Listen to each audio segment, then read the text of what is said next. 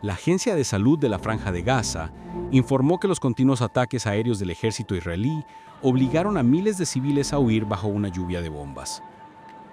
Al menos 17 estructuras en la ciudad de Gaza fueron destruidas, incluida la mezquita Aybaki en el barrio de Tofá. Además de los bombardeos, el ejército israelí utilizó robots cargados con explosivos para destruir áreas en el norte, sur y este de la ciudad. Reuters, citando información de las autoridades sanitarias palestinas locales, informó que un ataque aéreo israelí alcanzó un vehículo que transportaba a civiles evacuados que se dirigían al sur cerca de la carretera costera en la ciudad de Gaza. Las últimas cifras de fallecidos elevaron el total de muertes el martes 16 de septiembre a al menos 75 personas, la mayoría en la ciudad de Gaza. Muchos residentes declararon que permanecerían en la ciudad durante los primeros días en que Israel planeaba su ataque. Sin embargo, cuando los aviones de combate israelíes bombardearon sin cesar, reduciendo las estructuras a escombros, los habitantes de la ciudad de Gaza evacuaron apresuradamente, intentando llevar consigo sus últimas pertenencias mientras subían hacia la ciudad costera de Al-Rashid.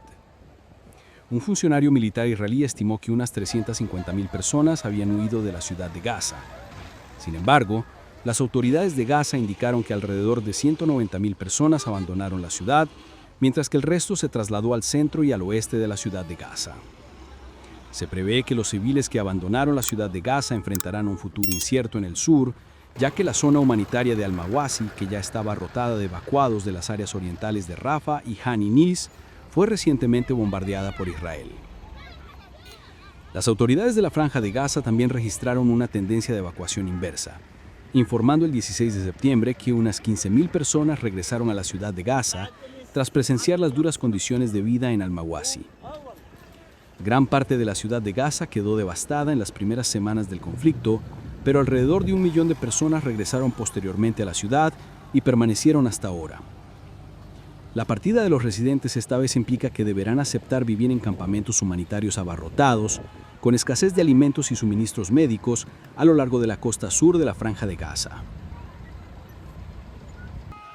En la noche del 16 de septiembre, las Fuerzas de Defensa de Israel anunciaron oficialmente el inicio de la siguiente fase de la operación militar Carros de Gedeón, centrada en el corazón de la ciudad de Gaza.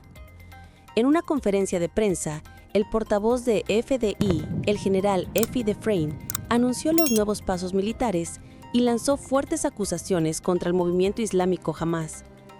Según el periódico The Jerusalem Post, el general Defrain declaró que Hamás ha creado el escudo humano más grande en la historia de la ciudad de Gaza con la intención de impedir la evacuación de civiles de la zona de combate. En términos tácticos, Defrain confirmó que las divisiones de Élite 98 y 162 de las FDI ya se han desplegado dentro de la ciudad de Gaza. La División 36, actualmente estacionada en las afueras, también se unirá a la operación en los próximos días. La ciudad de Gaza es el bastión de Hamás, dijo Defrain. Bajo sus calles yace una extensa red de túneles que conecta centros de comando, lanzaderas de cohetes e instalaciones de almacenamiento de armas, todo deliberadamente oculto bajo infraestructura civil.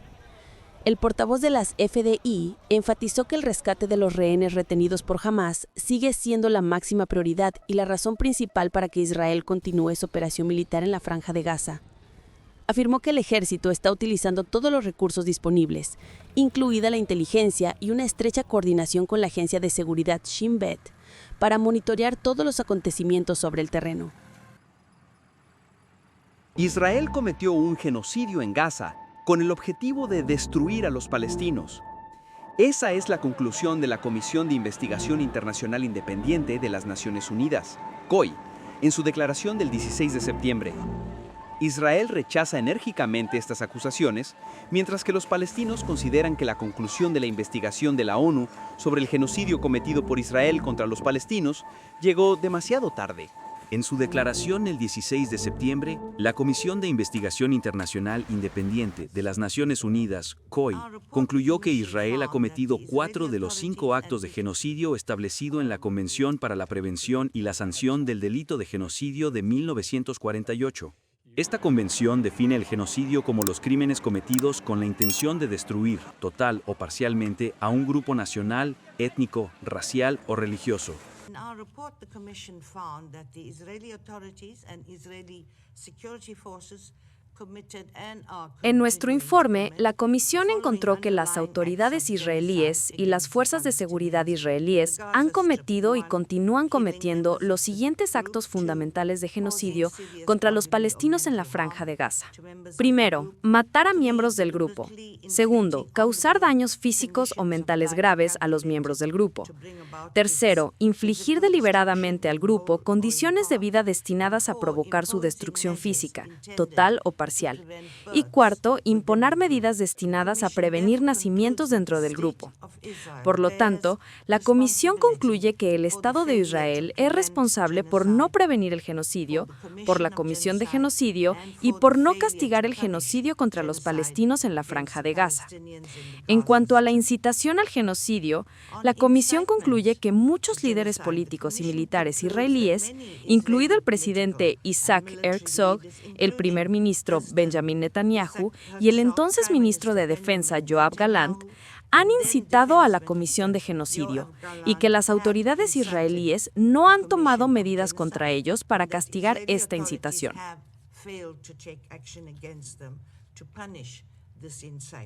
El informe de investigación de la COI cita información sobre la escala de los asesinatos, el bloqueo de la ayuda, los desplazamientos forzados y la destrucción de una clínica general para respaldar su conclusión sobre el genocidio. El informe menciona como evidencia entrevistas con víctimas, testigos, médicos, documentos de fuentes abiertas verificados y análisis de imágenes satelitales recopilados desde el inicio de la guerra. El informe critica a altos funcionarios de Israel, incluidos el primer ministro Benjamin Netanyahu, el presidente Isaac Herzog y el exministro de Defensa Yoav Gallant, por declaraciones y acciones consideradas como evidencia directa de la intención genocida. El análisis legal de 72 páginas de la COI es la conclusión más contundente de las Naciones Unidas hasta la fecha. Sin embargo, la COI es una comisión independiente y no representa oficialmente a las Naciones Unidas. Hasta ahora, las Naciones Unidas no han utilizado el término genocidio para referirse a la campaña militar de Israel en Gaza. What happens in Gaza today is horrendous. We are seeing massive destruction of Lo que ha sucedido hoy en Gaza es horrendo. Estamos viendo una destrucción masiva de barrios, ahora la destrucción sistemática de la ciudad de Gaza. Estamos presenciando el asesinato masivo de civiles de una manera que no recuerdo en ningún conflicto desde que soy secretario general.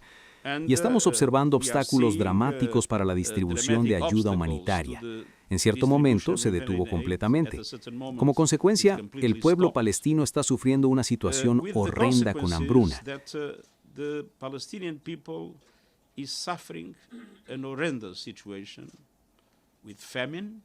Sin acceso a ningún tipo de apoyo médico y con desplazamientos continuos y el riesgo inminente de perder la vida en cualquier momento.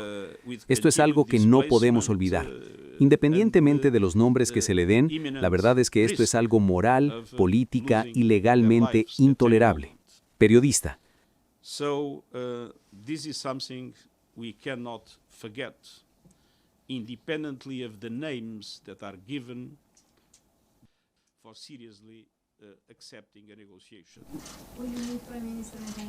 ¿Se reunirá con el primer ministro Netanyahu la próxima semana? Guterres. Estaré encantado de recibir al primer ministro Netanyahu si lo solicita, como lo haría con cualquier otro jefe de Estado. Y por supuesto, según las normas, informaré, si ese es el caso, a la Corte Penal Internacional. Pero la gravedad de la situación en Israel y los territorios palestinos ocupados justifica más que suficiente que si el primer ministro de Israel desea una reunión, yo se la conceda. In Israel and the occupied Palestinian territories more than justify.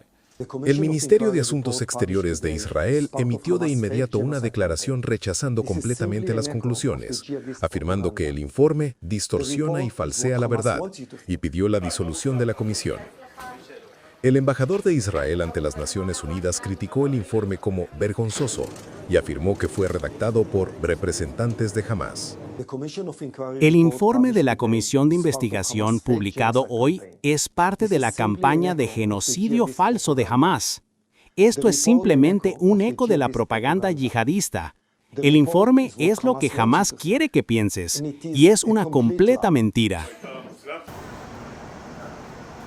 En general, la situación es muy compleja y no es posible decir simplemente genocidio, porque no hay personas que simplemente digan vamos a destruir al pueblo palestino.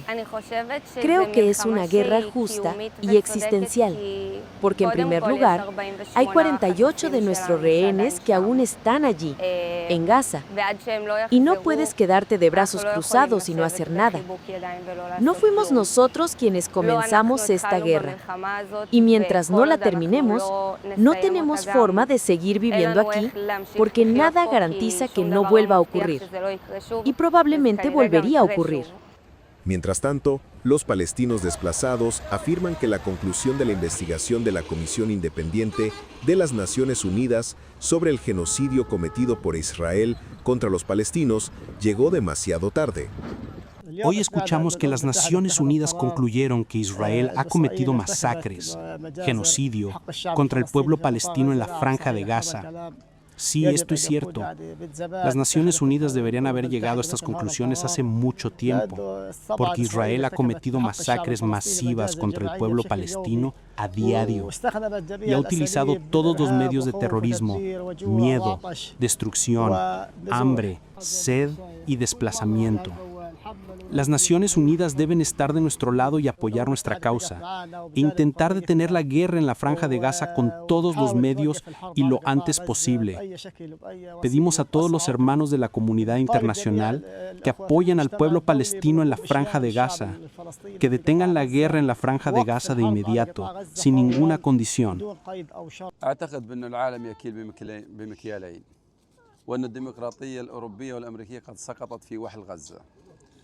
Creo que el mundo tiene dobles estándares y la democracia estadounidense y europea ha caído en el fango de Gaza. Es ahora evidente para el mundo que Israel está cometiendo un genocidio contra los gazatíes. Creo que esto es una verdadera farsa, porque hemos estado muriendo durante 2 años. Nuestra sangre se derrama en las calles, nuestras familias están en las calles, nuestras mujeres y nuestros niños están en las calles. Hemos sido desplazados 1000 veces en lugar de una sola vez y seguimos siendo desplazados y a nadie le ha importado. ¿Acaso nos han visto hoy por primera vez? Ahora estamos cerca de un vertedero de basura. Tuvimos que quedarnos cerca de él, porque no encontramos una alternativa a este peligro para la salud que causará muchas enfermedades a nuestros hijos. Este mundo es injusto, parcial y tiene dobles estándares hacia los palestinos. Si esto estuviera ocurriendo en un país europeo, habrías visto al mundo alzándose para apoyar su causa, pero parece que estamos en lo más profundo del olvido.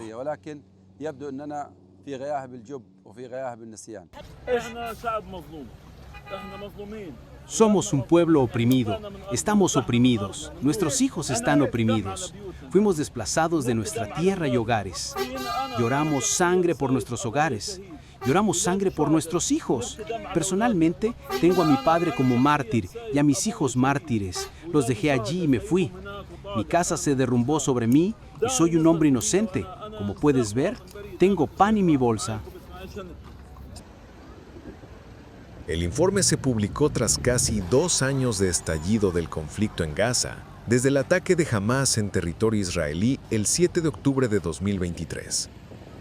Según datos del Ministerio de Salud en Gaza, controlado por Hamás y considerado confiable por las Naciones Unidas, cerca de 65,000 personas han muerto desde entonces.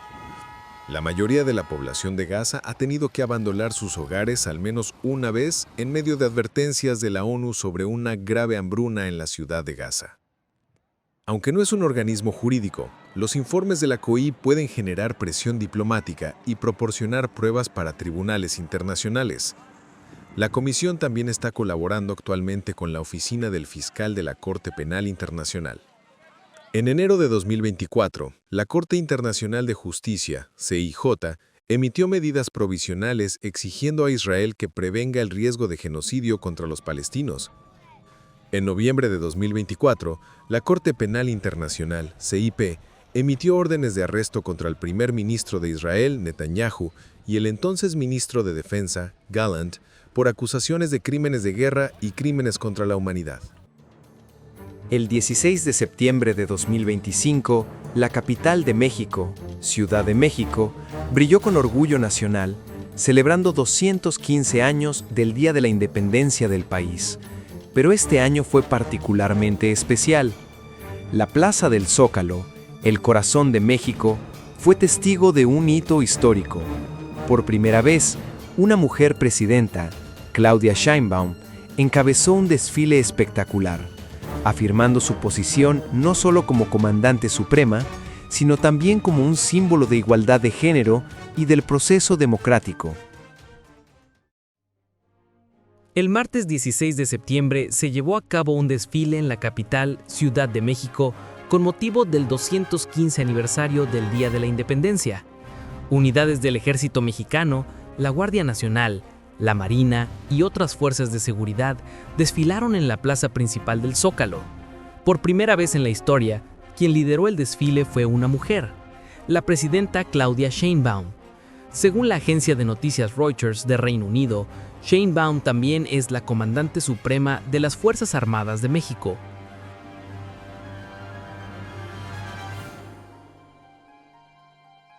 Nunca olvidaremos que la independencia y la justicia no solo se hereda, se defiende todos los días. Que este día de orgullo nos recuerde que México es fuerte, porque su pueblo es fuerte.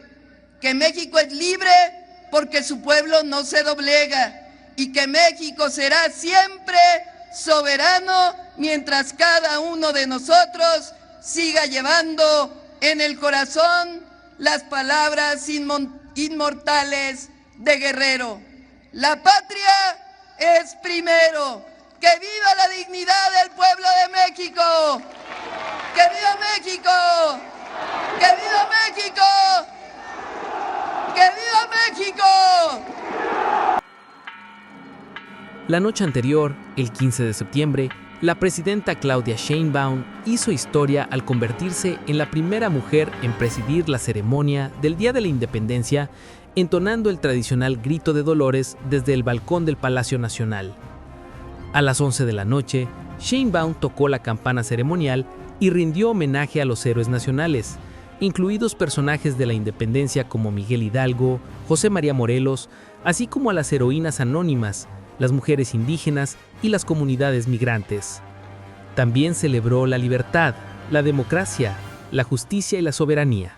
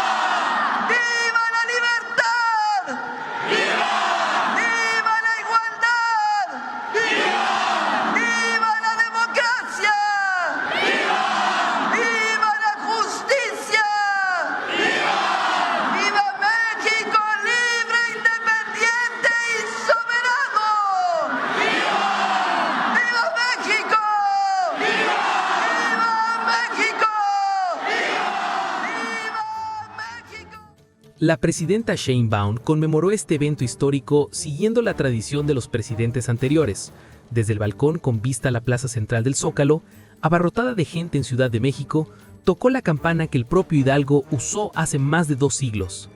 Sin embargo, también dejó su propia marca.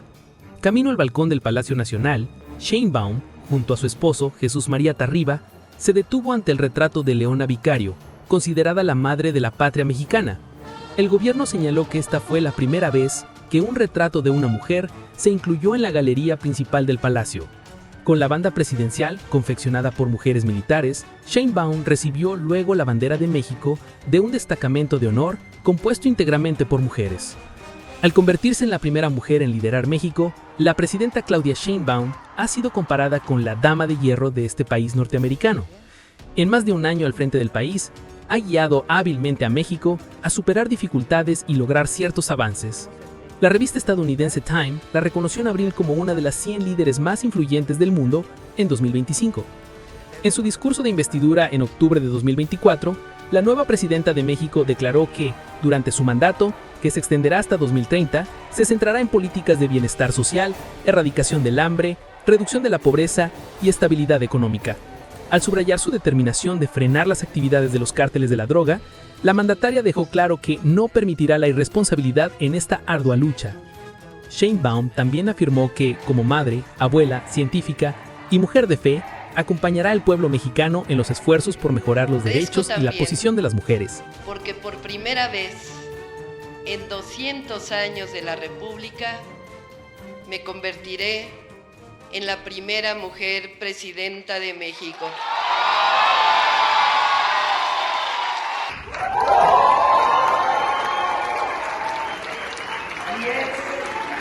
No llegó sola, llegamos todas, con nuestras heroínas que nos dieron patria, con nuestras ancestras, nuestras madres, nuestras hijas y nuestras nietas. Felicito a todas y a todos los mexicanos que el día de hoy, con su participación, demostramos que México es un país democrático con elecciones pacíficas. Nuestro gobierno será honesto, sin influyentismo, sin corrupción ni impunidad. Será un gobierno con austeridad republicana, disciplina financiera y fiscal y de autonomía del Banco de México. No habrá aumentos reales a los combustibles ni a la electricidad. Mantendremos la obligada división entre el poder económico y el poder político.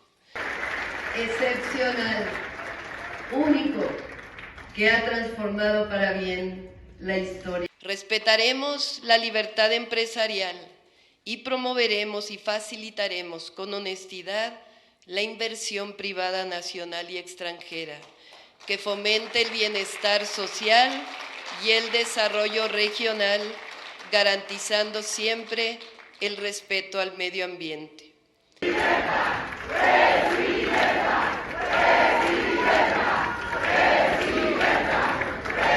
Dedicaremos por convicción el presupuesto público para garantizar todos los programas del bienestar iniciados por el presidente Andrés Manuel López Obrador y también todos los programas a los que nos comprometimos.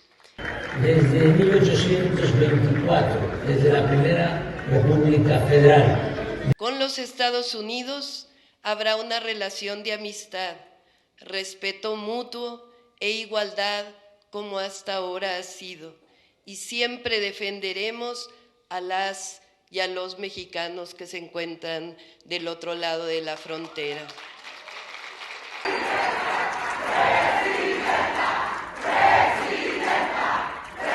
Y como ténganlo por seguro, estaremos a la altura de nuestra historia y a la altura del generoso y gran pueblo de México. Muchas gracias. ¡Que viva México! ¡Viva México! ¡Viva México!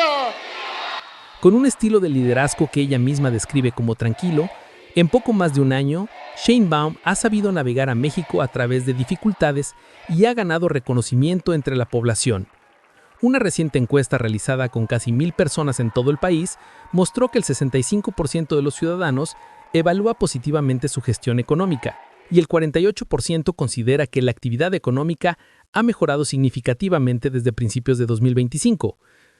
El apoyo a la presidenta Claudia Sheinbaum se mantiene estable mientras México enfrenta negociaciones sobre aranceles con Estados Unidos en los últimos meses, siendo la más reciente una llamada telefónica el 30 de julio entre la presidenta Sheinbaum y su homóloga estadounidense Donald Trump. El mundo entero ha enfrentado situaciones complejas frente a la nueva realidad arancelaria establecida por el gobierno de los Estados Unidos. En este marco, hemos logrado construir una relación de respeto mutuo. México es el país con el menor porcentaje de tarifas arancelarias en promedio en todo el mundo y continuamos trabajando con las distintas secretarías de Estado de nuestro país vecino.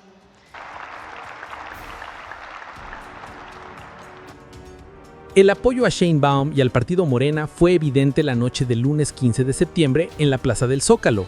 El ambiente estuvo lleno de vida con multitudes, música y vítores resonantes cada vez que aparecía la presidenta. Según el gobierno, se estimó una asistencia de unas 280,000 personas.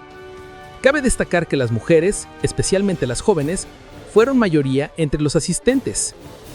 El Día de la Independencia de México se celebra cada 16 de septiembre, recordando el momento de 1810, cuando el sacerdote Miguel Hidalgo y Costilla tocó la campana de la iglesia en el pueblo de Dolores y lanzó el histórico Grito de Dolores. Ese llamado encendió la lucha contra la corona española, que duró 11 años hasta que el Tratado de Córdoba de 1821 reconoció oficialmente la independencia de México. La tensión en el Caribe se intensifica tras la declaración del presidente de Estados Unidos, Donald Trump, de que la Armada estadounidense atacó un barco venezolano sospechoso de transportar drogas, dejando 3 personas muertas. Caracas, por su parte, califica las recientes acciones de Washington como actos de agresión. El presidente Nicolás Maduro está movilizando a la milicia y entrenando a civiles en el uso de armas. En medio de esta escalada de tensiones, surge la pregunta: ¿es esto solo una demostración de fuerza por parte de Estados Unidos o un indicio de un enfrentamiento mayor en el horizonte? A continuación, un resumen de los últimos acontecimientos. El presidente Donald Trump anunció que las Fuerzas Armadas estadounidenses atacaron un barco sospechoso de pertenecer a una banda de narcotraficantes venezolanos que se dirigía a Estados Unidos.